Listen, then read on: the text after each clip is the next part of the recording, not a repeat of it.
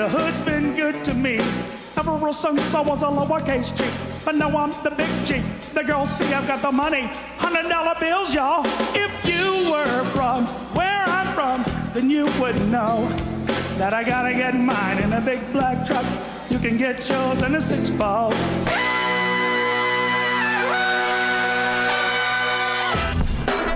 Good morning, sweet world, and welcome to the No Dunks podcast on the Athletic Network. It's Monday, May 6th, 2024. I'm J.E. Skeets, back in the Classic Factory, and alongside me, as always, Tass Mellis. Playoff lovers. This one's for you. Next to him, it's the bearded one, my top shot hot boy, Trey Kirby. Heyo. Heyo. And last but not least, making the magic happen, super producer JD. Hello. There he is. Here we are. Shout out to the stream team. Hello to all the podcast listeners. We got a Game 7 to discuss. We got to talk Wolves Nuggets. Yeah. We'll preview and predict the second round series between the Thunder and Mavs. But first, we finally had another playoff wedgie. It had been like 12 or 13 days between wedgies, but number 61 in Orlando on Friday night. And it's Jalen Suggs sticking the three-point wedgie. So nice to have another wedgie here. Again, 61 total because we count the playoffs. And that is an all-time record. Woo! Feels good. I love seeing that 6 there. Yeah, that's big time. Jalen Stucks. How about that? It was nice to hear Richard Jefferson very excited about a wedgie on the call there on Friday night. I thought referee Ben Taylor was excited because he gave 2 thumbs up, but I guess he's just saying jump ball. But either way, he looked into it. Yeah, a very solid Nice. All right, well, let's get into that series. That happened on Friday night. That was Game 6, but we had a Game 7 on Sunday, and the Cavaliers pulled off a historic comeback in Game 7. Indeed it was. To beat the Magic 106-94. They advanced to the second round. You know, we'll get to previewing the Cavaliers and Celtics on tomorrow's show, but the Magic led by as many as 18 points in the first half. But then the Cavs and Donovan Mitchell, they turned things around and they got the 12-point victory. Largest Game 7 comeback of the NBA's play-by-play era. So going back to 96, 97, whenever they started counting that. But still, That's down something. 18, you know, the building was getting a little restless. Like, what's going on here? There could be some big changes in store if we actually go on to lose this, but they really turned it around and got a somewhat dominant victory in Game 7. It was a fun series, a weird series with the home team winning every game. But what do you think? Well, yeah, the Cavs did accomplish something, and I think really what they accomplished was winning a series after trading a lot for Donovan Mitchell. This being the first time, this being an accomplishment, and year number 2 here, and this guy won it. Let's be completely honest. Yes, you're right. Yeah, and we saw them all throughout the regular season, and they had that great run with him and three-point shooters around it. They've sort of lost that, and a guy who wasn't a part of that was Darius Garland, who was injured, and he was needed in this game. So Donovan Mitchell put his arm around him and talked to him and helped get him a few shots in, not a lot, because nobody was really helping him. They got Sam Merrill off the bench. They said, hey, we need you. He hit a couple threes, took some charges. Isaac Okoro also did a couple nice drives, took charges, also helped out on Paolo Banchero, who was, besides Donovan Mitchell, awesome in this game in the first half. Yeah. I thought Isaac Okoro did a good job just tiring him out in the third quarter. That's his entire job. And so they got it done just by committee, strictly by committee, but Mitchell really was the guy. Mitchell scored 50 in the Game 6 loss, and then he follows it up with 39 here in Game 7. 17 of them coming in the third quarter when they really made their run, obviously got back into the game, then took control. He outscored them. Donovan Mitchell did in the third quarter by himself, 17-15. 33-15 for the team overall. The most in a 6-7 combination of games, the most besides Allen Iverson. Right. Those are the only ones. 1 point shy, I guess. Iverson did 90 points in a Game 6 and 7, and Mitchell Nobody now else 89. did more than that. I mean, it's pretty impressive. And Sam Merrill helped out. I thought Karis LeVert helped out in the first half. He did, a little bit. Then you had Strus finally hitting some three-pointers in the third quarter. But for the most part, TK, it was Donovan Mitchell. Exactly. He was half Dwayne Wade, half Greg Jennings. He was driving to the hole the entirety of the second half, and he put the team on his back. Hop alongside me. We're going to go and win. Darius Garland was kind of the epitome of the Cavs in this game. First half, scariest Garland. Second half, Darius Starland, if you will. First half, 2 points, 0 assists, 2 turnovers, went 1 for 6. Then he scored 10 points in the fourth quarter, 0 turnovers, 3 assists, 3 steals, hit a big shot as well. But it was really the Cavs defense. I think that won them this. The Cavs defense and Donovan Mitchell just ping-ponging off people inside. Orlando went 7 for 16 in the first half from three-point, 3 of 15 in the second half. They just could not score if it wasn't Paolo Banchero. Franz Wagner, 1 for 15 in the game. Jalen Suggs, 2 for 13 in the game. They just look like young guys out there playing in their first playoff series, playing in their first Game 7. They cut to Paolo, boxing out on the free throw line. You've never seen a guy look more exhausted. Yeah. His cheeks were puffing out on every exhale.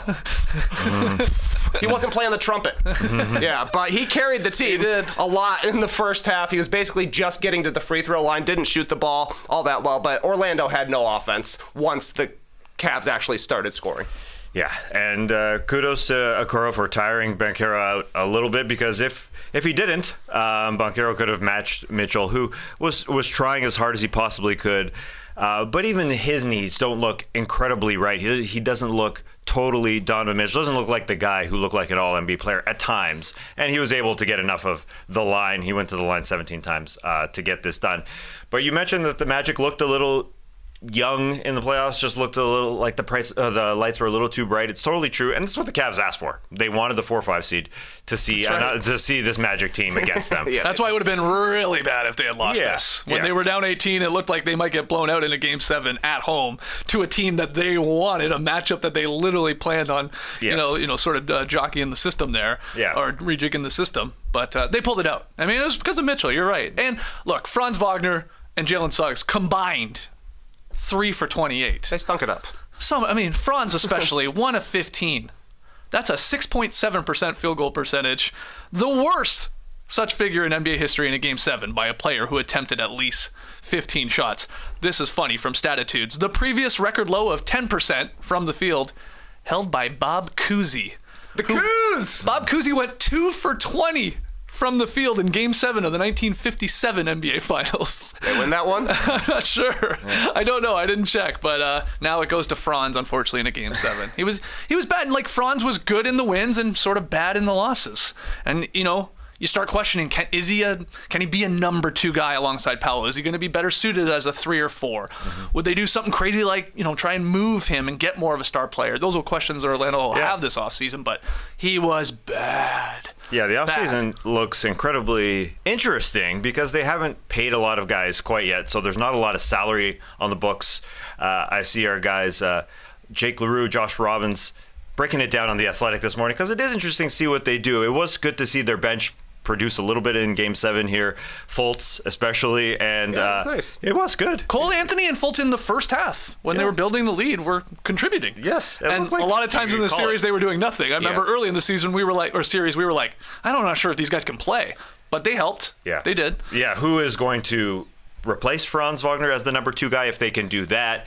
Because it does look like they have a backup point guard, Markelle Fultz probably. But yeah, the Cavs asked for this because they had their first moment on the stage last year with Donovan Mitchell, and it obviously did not go well against the New York Knicks. It went terribly poorly. So I do think, looking forward, I don't really consider them much of a threat to the Boston Celtics in round 2. We'll obviously preview that. But going into next season, they got to figure it out, him and Garland and Mobley, because that part, they didn't do that altogether this season. I mean, it really was while Mobley and Garland were hurt that Mitchell found out, I'm a freaking superstar. Let's get 4 guys around me. And that was awesome. Then he gets hurt, and he still doesn't look exactly like himself. But that's what they have to go into next year and figure out, because Mobley contributed 10 blocks in these last 2 games. 5 blocks in this game. He was awesome on that end. His defense was nice. But they have to figure out, is he a 5 on this team? Jared Allen obviously is the 5 and may play against Boston, but he was sitting out in this game, and he didn't get up during one celebration because he's injured, and he can't get up. He's literally sitting on the bench the entire time. It is interesting to see what that whole makeup is going into next season. 5 blocks, though, for Mobley, 16 rebounds.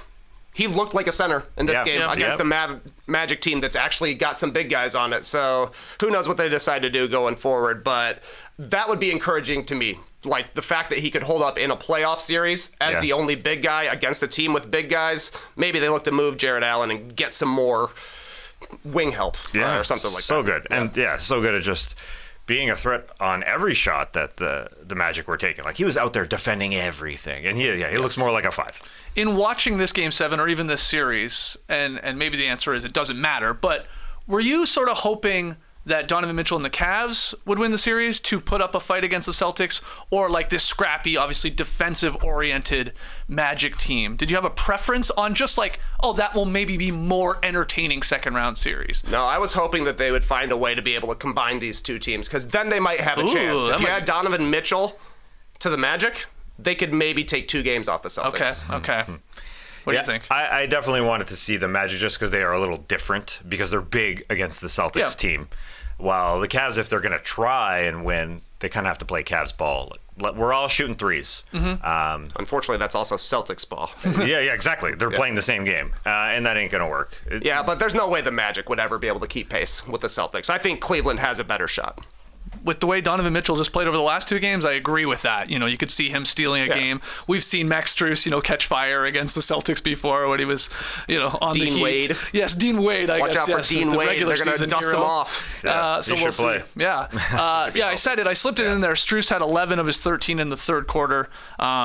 Those threes must have felt good to him because this guy had not been able to really hit one. He came into Game 7 shooting 28% from 3 in the series. He had only hit a combined 3 3-pointers in the 3 road losses. So to have that little stretch there in the third quarter, you felt like the building, too, was like, oh my God, somebody finally, that is a 3-point shooter, hitting a 3 and maybe helping out Donovan Mitchell here. So he was good on Sunday. He was a +10, 3 for 6 from distance. And they're going to need, of course, all of that. They're going to need those good Karis LeVert minutes to put up any fight against, obviously, a good Celtics team. Though they don't have Porzingis, so maybe it makes it a little more intriguing. I can't wait to see who they throw on Mitchell to try and slow down. Will it just be one of the bigs in like a Tatum or Jaylen Brown? Will it be Derek White? Obviously, they have a million options. They only have 4 great defenders. Yeah, Drew Holiday could get minutes on him. So Donovan Mitchell, get ready here for second round. Any other thoughts on this game or this team, be it Cleveland or Orlando here? No. Series still hasn't started. Oh, yeah. Yeah, rare. Very rare. Home team wins every game. Series never starts. It's a good point. Yep. So Game 8. Tough stuff. Run it back. Game 8. Exactly. Game 8 in Orlando later this week. First playoff series win for Cleveland without LeBron James since 1993. Wow. A long time since this organization has won without LeBron James in uniform. 93. That's incredible. That's 30 years ago. Yeah. Plus, at this point. Who do you think led the Cleveland Cavaliers in scoring in 1993? Mark Price. No. You could get it. Brad Daugherty? Yeah, baby. Okay. Big Brad. Wasn't sure if he was playing. They had OG Larry Nance running around back then as well. It's been a while. A guy named Mike Sanders played. And just before we pivot off this, Orlando, you talked about getting like obviously someone that could help score. And so there's a lot of talk of like, okay, yeah, sure, maybe Mitchell would be crazy. There's a lot of Devin Booker rumors if Phoenix wants to pivot off of him. Is there anyone else that you think, yeah, they should use that cap space and get aggressive to sign a scorer, a shooter? They should be in the Paul George market. They should be in the Klay Thompson market. But most likely they're getting a guy like Malik Monk. Right. And he would be super helpful for this team. I don't necessarily know if you want him as your starting point guard handling the ball, but if they pay him like they would have to pay him to sign him away from Sacramento, he probably would be. Does that take away from Paolo Banchero? Maybe a little bit, but he could probably use a little less on his plate. Yeah, those are 2 guys. If Jalen Suggs remains the primary ball handler while Malik Monk is the guy who just shoots every single time, maybe that works. But that would be a great acquisition. Obviously, the Klay Thompson thing is extremely interesting because I think it makes sense. If he's there, why not? He literally shoot up down the floor every single time. No. Celtics did win that Game 7 back in 1957, though. Oh, wow. By the way, over So that's Bob why Pettit's Hawks. So that's why it's never talked about. Bob Cousy. Yeah, Bob 2 for 20. Cousy went 2 for 20, but 19 and 32 for Bill Russell, and a modest 37 and 23 for Tom Heinsohn. Wow, Tommy Heinsohn. If your guard is missing 18 times, there's a lot of rebounds to go around. That's true. All right. Shout out to Bill Russell and Tommy Heinsohn. Yeah, Tommy thanks for listening. Tommy, point to you for that stat there. Okay, let's talk about Game 1 of the second round series between the Wolves and Nuggets. This was on Saturday. This was awesome. Anthony Edwards scores 25 of his game-high 43 points in the first half as the Wolves beat the Nuggets 106-99. So this series has officially started. We got the road team winning in game one. Early start. It was Ant's second 40-point performance of the playoffs. So game 2 is tonight in Denver. But Trey, what'd you think of this one? I said on Friday that if the Timberwolves are going to win this series, Anthony Edwards needs to be the best player. And guess what? He was the best player in game one. There was no stopping Anthony Edwards in this one. He scored 11 in that huge 18-4 run where you're like, whoa, watch out. The Timberwolves are here to play. Finished with 43, and his last shot to put the Timberwolves up 11. That was Michael Jordan. He just took KCP down in the post, bump, fade away over the top. He had a couple of those in the fourth quarter. And a lot of the reason that they were able to pull this out in the fourth quarter, the X factor, Naz Reid came in, scored 10 straight after having a pretty poor first half. You had to be nervous as a Timberwolves fan. When Karl Anthony Towns went out with that fifth foul, you're like, come on, bro. This is exactly what we were not hoping for. But Naz Reid caught fire and just couldn't miss. He hit a banked-in three, and you're like, whoa. He even wasn't, like, celebrating, threw his hands up like, hey, it happens. Yep. Rudy Gobert made a bank shot in the lane as well. There was some great shot-making, I thought, from the Timberwolves, but this is one of the rare times we've seen Nikola Jokic look flustered, look tired, and look not totally sure of where the shots were going to be. That play that Rudy Gobert made, breaking up the alley-oop late in the fourth quarter where he was trying to go over the top to Aaron Gordon, was like, whoa, this is the exact game plan that the Timberwolves were hoping to pull off here. So they got their coach there. They sat him right next to the scorer's table, very protected. Micah Nori working the sidelines. The Timberwolves were very prepared, I thought, for this game one. They had a lot of time after sweeping the Suns. It looked like it, and they looked awesome. So we got ourselves a series right away. Yep. This is exciting. Yeah, I'm surprised we didn't start with this one. This is a ridiculous start for the Timberwolves to be up 1-0 on the champs here. And the champs are angry at themselves, I'm sure. Rudy Gobert getting an offensive rebound, a few minutes left in this game. Okay, they're angry about that for sure. And Naz Reid able to bank home a three. They're mad about stuff. But I mean, this was a script written for a new superstar in this game. The way he came out, the way Anthony Edwards came out in this game was 18-4, and then had to huff a little bit on the bench, had to take a seat, and the bench comes in and Naz Reid misses a layup. So what does the superstar do? Puts his arm around Naz Reid and tells him, you got to relax. That's why you missed that layup. And then in the third quarter, his number 2, Karl Anthony Towns, was awesome in that third quarter, just taking it upon himself. But he does get that fifth foul because he is guarding Jokic for most of this game. That's his job. So he sits down, and Naz Reid all of a sudden comes out, lights it up. And he did so much. The putback dunk for him, the drive from the corner. He looked so good. And then Anthony Edwards, is able to just seal it with KCP on him. He sees Karl Anthony Towns right beside him, and he says, "Get the heck out of here! I don't want a double coming. Go to the other side," and just takes KCP down to the post and cashes and wins it. I mean, that is he called for his team to be better in that game. He was amazing. They were amazing. So this is great for them. Obviously, the Nuggets are kicking themselves, but they just look damn good. Everything looks good. Yeah, this should be an incredible series. Obviously, game 2 goes down tonight. We'll see what happens. The Wolves shot 71.1% from the floor in the second half, which seems like mind-boggling against obviously a talented Nuggets defense, but you guys said it. You went through everything there. It was Ant in the first half. I mean, especially from the jump. He hit a 3 right away. You could tell. He's like, oh, my God. He's bouncy. He feels great. Getting to his spots. Anytime Reggie Jackson was on him, that was a joke. I'm not sure we can see too much more of that. Obviously, KCP's a good defender, but he felt comfortable. Aaron Gordon got matched up onto him sort of late there. That was another one where he danced on him and hit a jumper. And then you had Cat in the third, and then it was Naz Reid time in the fourth. And the game plan against Jokic, TK, you started with that. Sort of as well as you can do against one of the best players in the world. The idea of we'll use Cat because then we have Rudy and we got Naz Reid when he comes in. So we've got the big still and how they can sort of play. Rudy can sort of break up those passes that Jokic wants to throw, those alley-oops. He's great. He's quick enough despite being a 7-footer. It was perfect because they want him to score too, Jokic. They're trying to make Jokic we just want to take away passing. And we always get into this what's the best way to play Jokic? Is it take away scoring or try and take away all his playmaking? We've always usually said, I think it's make him shoot a lot. Try and make him score. It's going to tire him out a little bit more, and it takes away the other guy's flow for the game. He took 25 shots in game one. Jokic doesn't want to take 25 shots. He definitely doesn't want to take 9 3-pointers, which is a very high number for him, but the paint is packed, so kind of hard to work inside. And then 7 turnovers I thought was pretty surprising from Jokic as well. I think to get him untracked in game 2, we should see a little bit more of Jokic, Aaron Gordon pick and rolls. They got an alley-oop off that in the third quarter, because then you've got both Gobert and Towns defending in space, which is not either of their strengths, and it leaves nobody at the rim, and everybody else out on the perimeter is a shooter. Aaron Gordon, he doesn't have a size advantage over Gobert or Towns. He has a quickness advantage over both of them, and he is a good playmaker, so I would like to see him being a screener and being a ball handler for Jokic in pick and roll. Yeah, it is interesting just moving Rudy away from Aaron Gordon as much as possible, because that's where that steal came from with 3 minutes left. That being said, Jamal Murray would have to come out of those pick and rolls, that's for sure. And that's fine. He didn't do much. He was lacking, yeah, but then he probably does even less, I imagine, if he doesn't participate in a pick and roll. I mean, he didn't score in the first half. No. 0 points.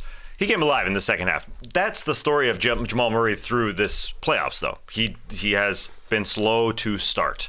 But yeah, Rudy is obviously drawn up to be by the rim as much as possible. He's the Aaron Gordon stopper, and nobody really tries that. I mean, that's definitely the recipe for them. That sort of makes sense. That's what we're talking about in our preview, that he has to be there. That's what they tried. They've tried it before. That's what Chris Finch is doing. That's why Tim Connolly went and got this guy. They have just as many bigs just to guard the rim as possible. Yeah, Anthony Edwards, I thought, and Mike Conley, they did a good job of doing guard pick and rolls too, to try and get Jamal Murray in playing defense. I mean, he's lingering here with this injured calf. There's no doubt he's not a lockdown defender as it is. That was smart as well. Like the Wolves game plan was like check. Like everything they wanted to went perfectly. They built a big lead. You knew the Nuggets were going to come back, and then obviously they took care of business in the second half. I can't wait for game 2. The series already feels like, oh my God, this could be like, this maybe is the Western Conference Finals, really. I mean, that's, no offense to the Thunder and Mavericks, but it feels like it could be that. This could be the champion we're looking at in this series, and just like, oh my God, the talent. And that idea, like, hey, look, we've all agreed that Jokic is the best player in the world. Has been for a couple of years here, it feels like. Obviously, he's the reigning Finals MVP. He's going to win another MVP. But it's like, hold on. Is Anthony Edwards actually going to be the best player in this series? He was in game 1. And he has been for the last couple games here now, too. Where I'm almost like, it felt like after this game 1, you listen to the other podcasts, you read a bunch of stuff, you're like, oh my God, people are like, it's only one game, but people are like, well, it's over. They figured them out. They're the perfect matchup to take on Denver. I'm not thinking that, and we'll see what happens here tonight, but doesn't it feel that way? That people are like, he's the one. Yeah, that's being prisoner of the moment. Yeah. Absolutely. Yeah. But it was exciting to watch, and the guy just keeps scoring 40 every night. And it looks like nobody can stop him, and there's really nobody on the Nuggets that can give him a bunch of trouble. I think they should use Aaron Gordon on him more often. I would rather Ant take jumpers rather than get into the lane. Because you're right, he did completely dance on him, hit an awesome fadeaway, but okay, a long 2, I can live with that. Mm-hmm. Yeah, they've tried Justin Holiday off the bench. No way. Yeah, I mean, you might as well go Watson at that point. That's, I think. You can't use bench guys on him. Yeah. Justin Holiday not and Holiday. not Reggie Jackson. I mean, he's too small. Yeah. Although I do want to get to our listen, Justin Holiday is all right. He was all right in that situation, but Reggie Jackson was worse, and Anthony Edwards gave him the stare down and got a technical for it. Yeah. Although they rescinded that, they took it back. So in our instigator draft, I lose a point. Oh, wow. I shouldn't get that point, because initially I got a point, but they took it back because you heard Reggie and Jamal Crawford on the call saying, "Why are you giving a guy a technical for staring at another man after scoring on him?" It really didn't make any sense. You can let him stare. It's the frickin' playoffs. Right. That was a nice basket. I mean, boys stare. he was scoring on everybody. Justin Holiday took Peyton Watson's minutes mostly because they don't trust Peyton Watson to shoot right now. No. I think that's the thing. But Justin Holiday and Peyton Watson, they're in plus 19 and plus 15 off the bench. I mean, those guys were fair. But Mike Malone is angry at his team for the way they started and the way they finished. And, yeah, they just let Nikola Jokic shoot threes. They left him open. He shouldn't obviously have to shoot that many threes, but I think you'll see a lot more picks off the ball for Michael Porter Jr. to start shooting those threes, because Jokic can find anybody, and so he shouldn't just be wide open, just hanging out there. And he didn't want to. He really didn't want to shoot those threes, but they just left him so open. So, yeah, they'll obviously change things up. you got a lot of faith in them to change things up. Cause Yeah, I do. I mean, I just think, think the prisoner Wolves of the moment, it feels like, okay, Anthony Edwards, look, I will, like, oh my God, yeah, he looks like Kobe Bryant. He looks like Michael Jordan. We've said it a million times already. And maybe he just keeps running this, like, incredible heater that he's on. But this is the defending champs. This is a well-coached team. You've got talent. It's like Jamal Murray has to be better from the jump. They're going to make changes on how they play them. And Anthony Edwards, as great as he's been at times in these couple postseasons over the last couple of years, he will have games where the shot isn't falling. And you're right, Trey. Make him shoot.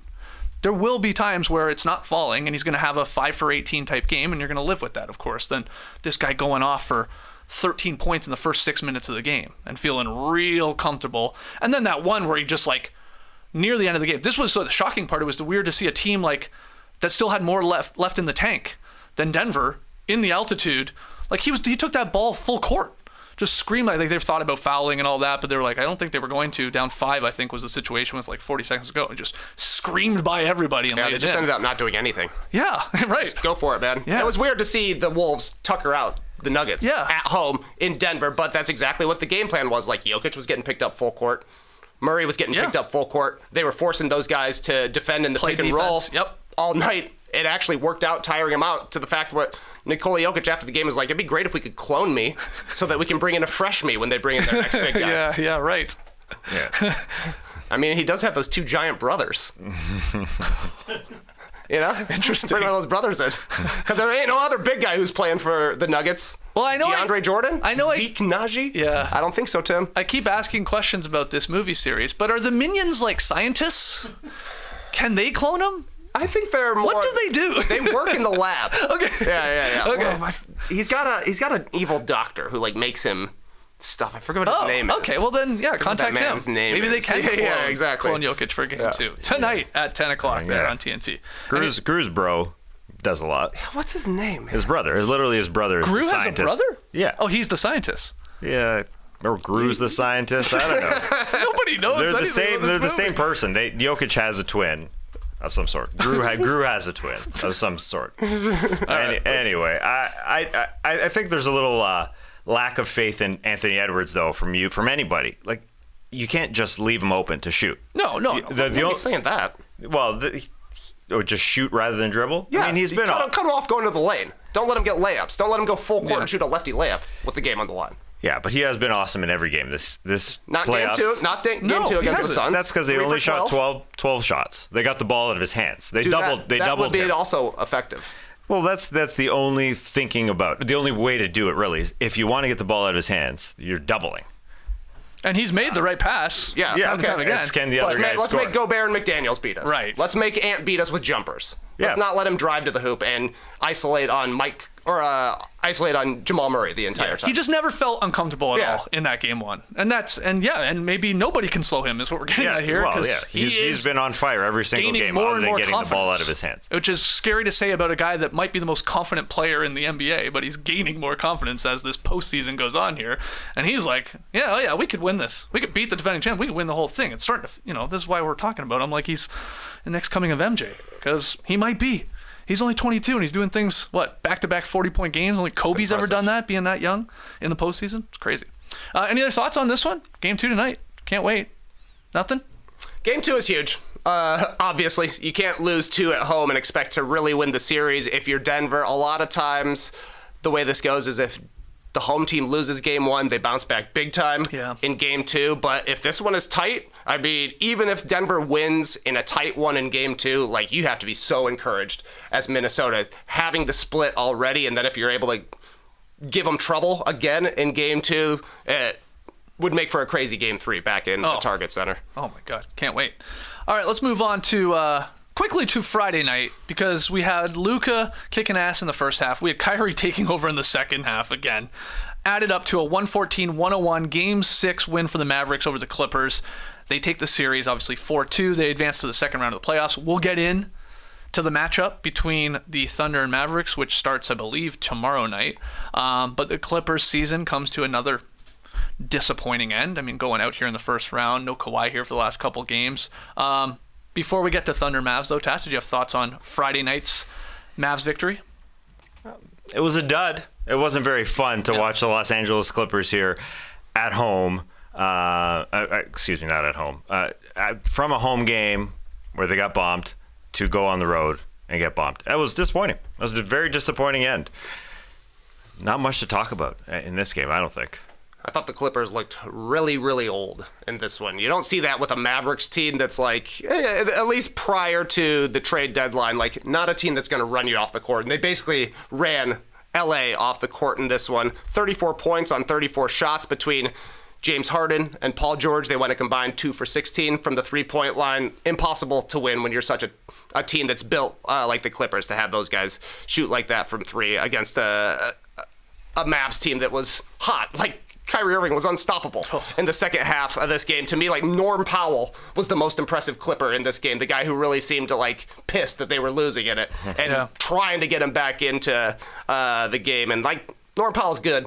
He's had a lot of great moments, but if he's your leader out there, you're not going anywhere. And the Clippers didn't go anywhere. Yeah, Kyrie had a great second half in Game 6. He also had great second halves throughout this entire series. He averaged 20 points in the second halves of this series, shooting 60% from the field and 53% from three-point range. And he had that 1-3 in the corner where he had his own bench, like going nuts. This guy's amazing, doing witchcraft, like over here, like just the dribble package. I believe that was on Tucker, if I remember. Tucker. Yeah, you talk about looking old. Ty Lue was trying things, so they lose. You know, Kawhi doesn't play in 4 of the 6 games in this series. It's the same old story. Yeah. He's played in 4 of the Clippers' last 19 or 20 playoff games or something like that. I mean, look, some people got excited, rightfully so, when they won, 26 of 31 games there in sort of December and then early February. They had the league's 3rd best net rating. They had the best offense, and everybody's, this is the Clippers, here we go. And unfortunately, some people are like, well, if they're there, if they're all healthy, maybe, but let's wait and see come April and May, because they usually aren't, and they weren't, again, with the Kawhi injury. Yeah, and Steve Ballmer must have been excited. He signed Kawhi to an extension, and that is the huge question here. He signed him to an extension because he's playing in back-to-backs all of a sudden. He looks like a new Kawhi Leonard, and then he can't play in the postseason. So that's really where, if you're a Clippers fan, that's where your excuse comes from. Our number 1 guy wasn't there. So Paul George and James Harden couldn't fall into their roles properly. And that's right. Totally they could for true. At times, but then couldn't for others. Yeah, if they were number 2, number 3 is the whole that's what their team was signed up for. So Kawhi is the only guy really signed up for next season, other than Paul George has got his player option, can opt out. James Harden is a free agent. Russell Westbrook, that was just a horrific series for him. He was still working hard like he was Russell Westbrook, but struggling to shoot the ball. And here we are. What is this team going forward? I mentioned all those four names in the big 3 and Russ, because they're strictly old is the word. I mean, they're old. Yeah. Yes. That's what they are. Right. So it's always going to be an issue of them staying healthy for a majority of the season, and then obviously as the series or postseason comes around the corner, unless but they'll probably lock those guys in. Maybe.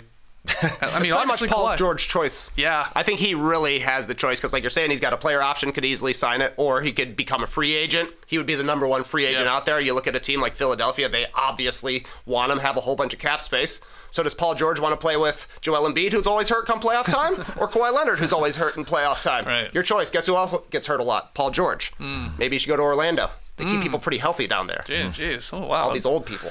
Yeah. So I don't know. It's going to be down to Paul George. Does he want to sign up for another 4 years of question marks? Not knowing who's going to be playing. Am I the number 1 guy tonight, or am I the number 3 guy tonight? We'll see. Yeah, Harden averaged 30.5 points per game in the wins in this series, and then 16.5 points per game in the losses. This is also the James Harden story from the last couple of postseasons. He was brutal here not brutal. He was bad in Game 6, though. Yeah, he's getting asked to do probably more than he should be at this point, and that's the trickle-down effect of Kawhi not playing. So here they are. They're out again. And they probably will. It probably will be Paul George's decision. It's obviously Kawhi, and then I think Harden will likely stay there. And I don't know, at some point next regular season, I'm sure people will convince themselves they look like actual championship contenders. Can they just time it right?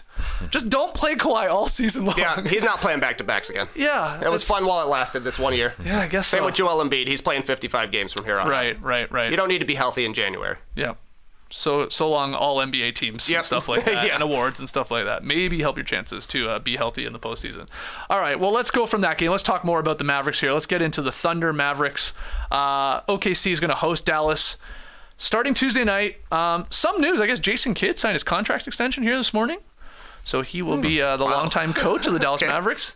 And unfortunately for Dallas fans, Mavs center Maxi Kleber has a separated right shoulder, and he's going to be sidelined indefinitely. So he's not going to be he's going to be missing this series, and if they pull off the upset, potentially even the next series, it's going to be a while at least, what they're saying. What's one thing to watch here in Thunder Mavs, a 1-5 matchup?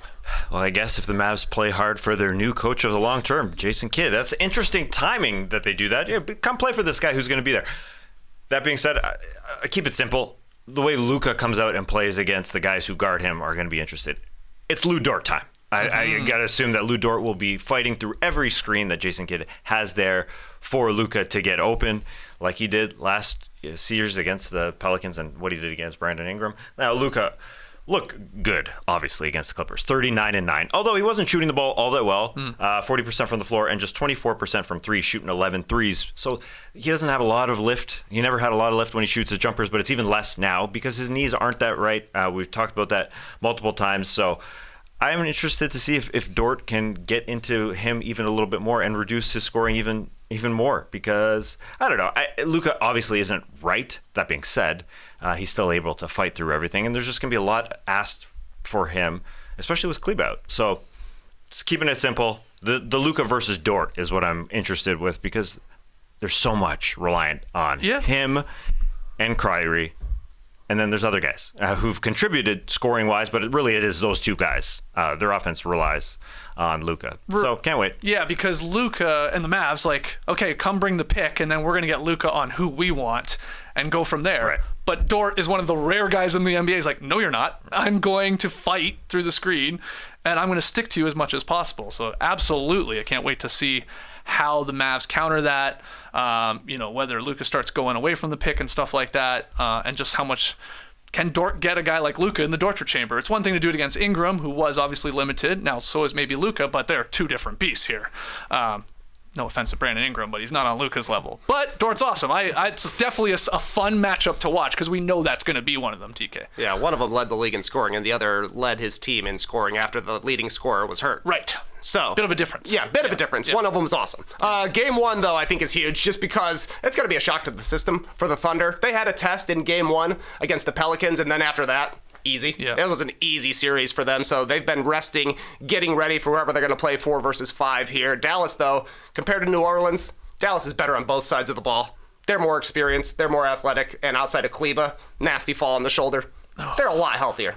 This Dallas team is going to be a significant step up in competition for the Thunder, so we'll see how they handle it as a young team going forward in an actual playoff-like atmosphere, because that Pelican series was just way too easy for the Thunder. I'm actually more interested in Kyrie Irving, because I think he's got to be a big-time scorer in this one, like he was in the first round against the Clippers. Against the Thunder this season, Kyrie averaged 30.5 points a game, 5 rebounds, 10 assists, shot 62% from the field, 42% from 3. They're going to do whatever they can, the Thunder will, to limit Luka, to limit his playmaking, which means Kyrie needs to score. He's going to have probably not Dort on him, but guess what? That means you either have Shai Gilgeous-Alexander, Cason Wallace, maybe J-Dub, maybe Aaron Wiggins, a solid defender as well, so it's not going to be easy, but Kyrie can score on anybody, and they need him to be 30 points per game, basically, in this series, and they really need his defense. He was great on James Harden, I thought, in round 1 against the Clippers. There were games when Kyrie would have 16 points, 4 assists, and made so many big defensive plays that it kind of canceled out his pedestrian offense, but he gave a great effort against Harden. He was a great help defender. He was diving on the floor multiple games. Kyrie was so engaged, I thought, in round 1. They need to see that again in round 2 against the Thunder, because obviously a level of competition up, I think, for Dallas as well, compared to a Clippers team where it's who's even playing this game? Yeah, I am interested to see OKC in game 1, as you said, just because this is round 2. The lights are even brighter. That being said, the Mavericks stunk in game 1 against the Clippers too. They did indeed. They were down 35, weren't they? So the lights are brighter for OKC, but there are a lot of young players here on the Mavs team that are supporting Luka and Kyrie. Will they be able to play? Because there's going to be some limiting by OKC's defense. I assume. So those other guys have to produce something. Yes. A little bit something. This Maxi Kleber injury could have an impact on this series, as crazy as that sounds. But because that was a 3-point shooter, obviously, for Dallas. I think he went 10 for 18 from deep in the Clippers series. He's a little quicker than the other bigs, obviously, on Dallas. They got a lot of guys, so that's good. But Chet, we saw what he did against Valanciunas in that first round series. I'm just going to step out and knock down threes. And Maxi, in theory, is a 5 that can sort of be out there on the perimeter a little bit more and move your feet a little bit more. But you take him out of the equation now that's Gafford, is that Lively? They are going to be a different matchup for Chet Holmgren. Obviously, the lob threat coming off there with Luka on picks and stuff like that. But can Chet sort of punish them like he did JV in that first round series? I can't wait to see if he can do it again as a Rook. 7 for 23 in the first round. From deep. Yeah. I guess he had a couple good You're moments. living with that if you're Dallas, I think. That's true. 30%. That's true. Is there an X factor in this series for you? The Derricks. Okay. Both Derricks to me are going to be huge in this one. Derrick Jones Jr. and Derek Lively. I think Derrick Jones Jr. is getting the tough defensive assignment. Whoever happens to be out there when he's out there, probably Shai Gilgeous-Alexander, though he likely gets a little bit of time on Jalen Williams as well. Derrick Jones Jr., 5 for 13 from 3 in round 1. It's not great, but good enough because they need his defense and his athleticism out on the court. Then you look at Derek Lively. He outscored and out-rebounded Daniel Gafford in the first round playoff series they just had against the Clippers. Shot 75% from the field, a block per game. He looked a little bit more ready for the spotlight, I thought, than Gafford did. He's got to win his matchup with probably Jalen Williams, big Jalen Williams off the bench. I wouldn't be surprised if Lively ends up starting in this one because he's maybe a little quicker to be able to get out to Chet Holmgren at the three-point line without Maxi Kleber. Him as the bench big with the versatility they're losing, being able to go with the small ball 5, Lively's got to be huge. I'm really looking forward to Derek Lively because I know a lot of people didn't expect a lot of him because he was injured coming into this postseason. He lost his mom to cancer just before the playoffs started, but he was fantastic. And there's some little notes to really, if you want to go into the depth, he had a really good game against Dallas this season. It's just a freaking regular season, but he had a monster 20, 16, and 7 blocks in one game against Dallas this season. Against OKC. Yeah, excuse me. So many teams. Yes, Dallas really is going to rely on him, though. It is huge to not have Maxi Kleber in this series. They can't go small ball 5. They can't because besides Gafford and Derek Lively, they are thin. So you're obviously going to rely a lot on Derrick Jones Jr., P.J. Washington in the starting lineup to go along with Gafford. Then Lively is going to play a lot. Yep. Beyond that, now that's 6 guys. Beyond that, who is playing? Maybe some Exum who's struggled in the series. Maybe some Josh Green who's working his ass off at it being an undersized wing.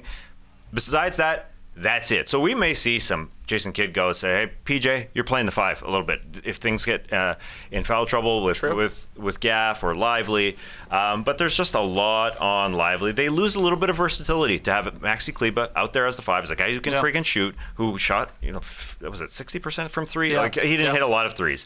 Yeah, but 10 of 18, I think it was in that Clipper series. Yeah, where he hit that 5 in that one game and then just 5 the rest of the series. So.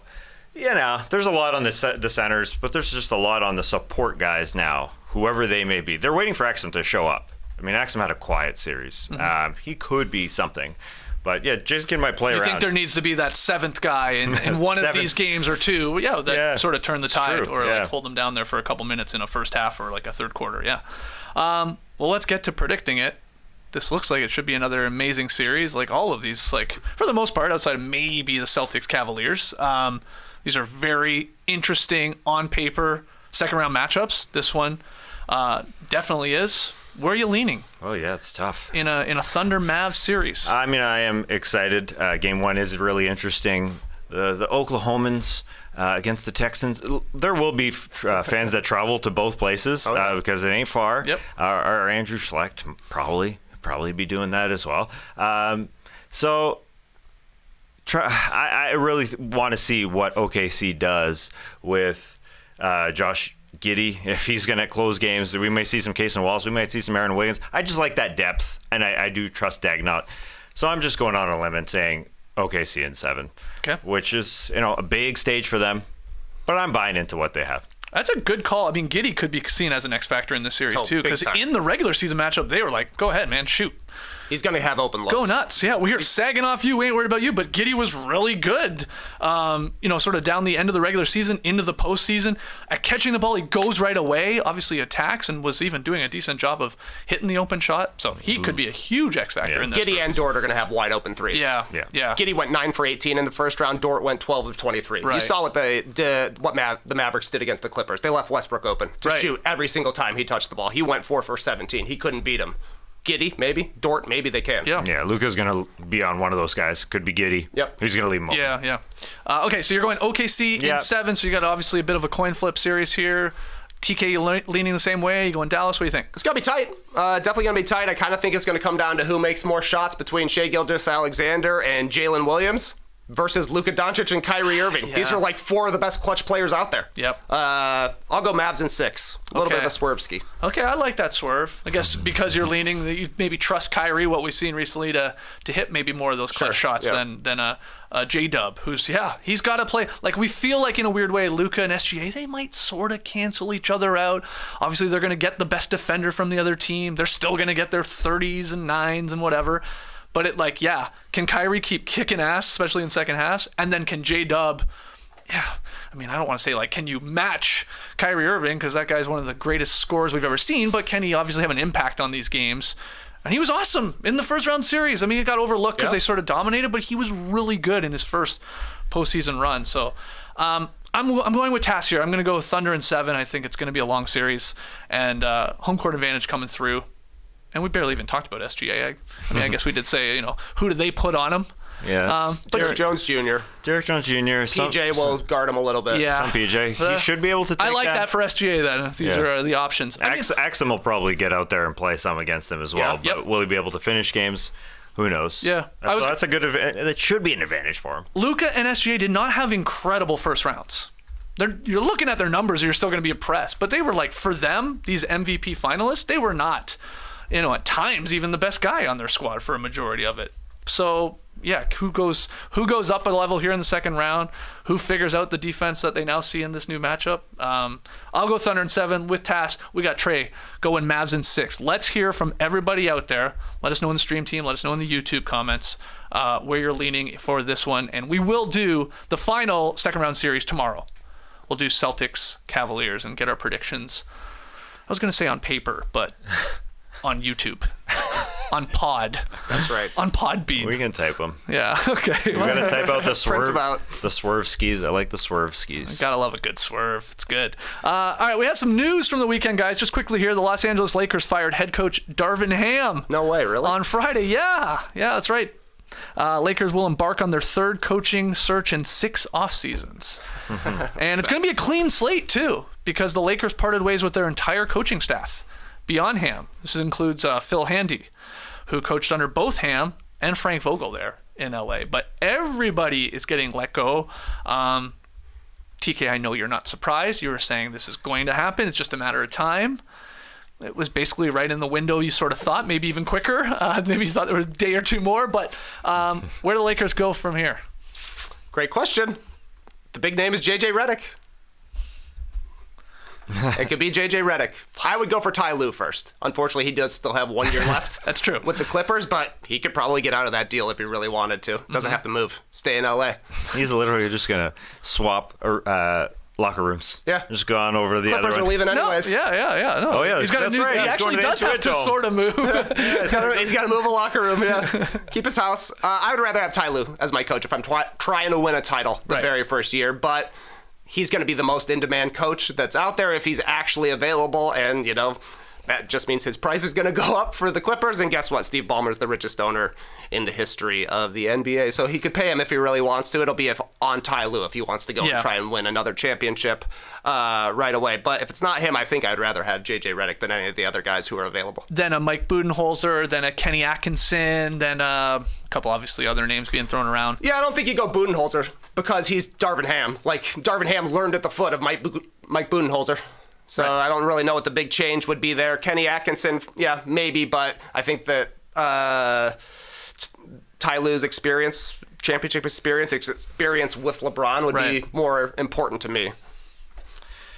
Well, yeah, JJ Redick can continue the pod with LeBron because that's basically what this move is for. It's to keep LeBron around, to me, because this is Darvin Ham has just 2 years in LA, went to the conference finals the first year, and yes, there's lots of reports throughout the season that the players weren't happy with Darvin Ham at all, whether that's coming from LeBron's camp and trying to, poke some things there. It's really just about trying to get LeBron back. That's what this is. Yeah. So maybe the Redick would help, but he obviously is a huge Lou fan, helping him in Cleveland. So there is that as well. If Lou is free, there's some good puns there because the new arena would be called the Intuit Dome. It's called the Intuit Dome in Los Angeles, so I just got to move into the other locker room or whatever he does there. So, yeah, the Lou thing, that's interesting, whether he wants to move on as well, because I'm sure Ballmer wants to keep him. Yeah, maybe. Yeah, TBD. You're right about the LeBron portion of this. First off, if you're coaching LeBron, you're probably not going to be there long if you're coming up short on championships. And then Shams wrote in that article, too, after reevaluating their season and consulting with their players, that's the key part there, the Lakers ultimately decided to go in a different direction at the coaching position to try and maximize the championship window here with LeBron and AD. We also had after Game 2 in the Nuggets series, we had AD's now infamous quote, "We have stretches where we don't know what we're doing on both ends of the floor." And Ham said, just relax. You're reading into it. He was just frustrated, but maybe there was some truth to it at times. We saw weird coaching decisions when it came to like who he was playing and who he was going to in the starting lineup and stuff like that as the regular season went on. But it's also a weird roster construction, and a lot of people thought maybe he didn't get a fair shake. That just comes with the territory, I think, when you're coaching LeBron James, even if he's in year 20, 21. Yeah, man, it's like the Defense Against the Dark Arts job at Hogwarts. Right? Yeah. Go on. They die after every year. They go through a new one every year. If you're the Lakers coach, you're going to get fired. Yeah. You might win a championship before it happens, but you will be fired eventually.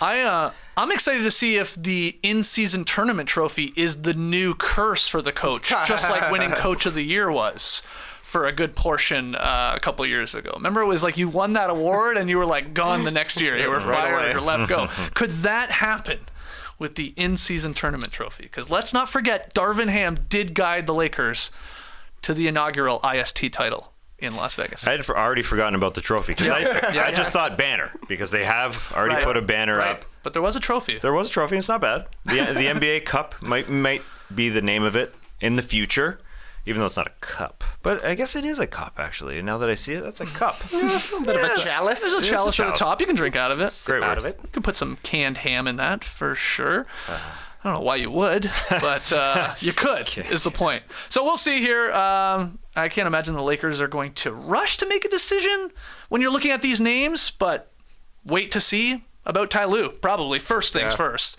There was some rumors about Jason Kidd, too, but I guess that's off the table now. Oh, yeah. I Signed remember his when he was extension. an assistant for the Lakers, and they're like, oh, he's going to take Frank Vogel's job. Yep. So we will see. Before we go, let's get to Tweet of the Night. Tweet of the night. Wow. Yeah, I'll take Tweet of the Night. You guys did a great job holding down the fort last week. Thank you for that. So I will take Monday's Tweet of the Night, and it comes by way of a No Dunks fan, Robin Sosky, who brought this to my attention. Because he said, hey, look at this tweet from Vic here. He tweeted at Stephen A, what are your top 5 fruits? And you won't believe this, but Stephen A had an answer, and we have the video clip. Let's roll it. At Coach Tomlin 13, right? Stephen A, what is your top 5 fruits? Good Lord, these top 5. What the hell's wrong with you people? I love grapes. I love watermelon, oranges, tangerines. Bananas are healthy. Obviously, I eat that a lot. I love cherries. I love cherries. I do. It's probably it's right up there with grapes. Yes, and when I say the grapes, not the green grapes, I'm talking about the purple grapes. Purple grapes and the cherries. That's what I like. Okay, there it is, in case you were wondering. Yeah. Stephen A's top 5 fruits. Again, Robin pointed this out because this was a topic we got into with Fred Katz, who's the fruit man. The fruit man. Yeah, and has a lot of fruit takes, some controversial, I will say, and this was great. Now we know Stephen A is a big grape guy. Grapes is basically his number 1 fruit. Yeah. Right there with cherries. He was loving cherries, man. Purple grapes. And then he just named other ones. So I don't really know what the top 5 is. Yeah, he didn't put them in order. Oranges and tangerines. I think he meant those as the same. Bananas. Yeah, bananas. Those are very healthy. I ate a lot of those. I just thought the grapes part right away. Do you call them purple grapes or red grapes? Red. Yeah, I was like, purple grapes. I'm like, I'd never thought of them like that. They're sort of got a purple hue to them, I guess. Yeah. It's like olives. You know, they're green olives, and then there's the other one, the dark one. I kind of just call it dark grapes. Dark grapes. You know, so you don't even call them a color, red or purple. You go dark They're grapes. purple. They're purple.